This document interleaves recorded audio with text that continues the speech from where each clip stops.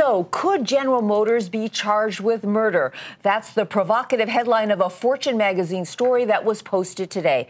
The author is Ben Geyer, and he's with us now.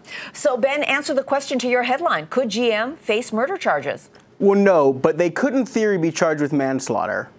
What would have to take place for that company to be charged with manslaughter, which, of course, BP pleaded guilty to after the Deepwater Horizon explosion back a few years ago? What has to take place? So basically, for them to be charged with manslaughter, you have to find that someone at the company took an action that they knew could kill people, and they were doing it for the company while they were in a sound state of mind.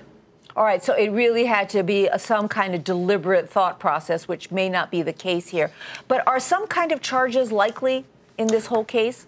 Well, it's always possible that we'll see criminal charges. What's probably more likely is that the Department of Justice is going to go the civil route, levy some fines against GM, which could be fairly significant, much larger than the $35 million that the Department of Transportation and NHTSA levied against them last month. This whole question about whether the company can be charged with murder arises in part from the legal theory that corporations are actually persons under the law, as in the political funding case. Am I right about that, Ben? Yeah, so if corporations are people under one circumstance, are they under another? And that's sort of the question that has to be answered in terms of whether or not they can be charged with a crime like manslaughter.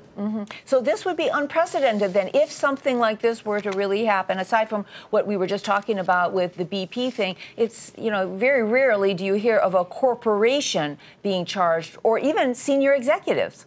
Yeah, it's definitely very rare because, like I said, there's sort of a very specific set of facts they have to find, and that can be difficult to prove. Ben Geyer, thank you very much for being with us tonight. Ben Geyer is a Fortune.com reporter. Thanks for having me.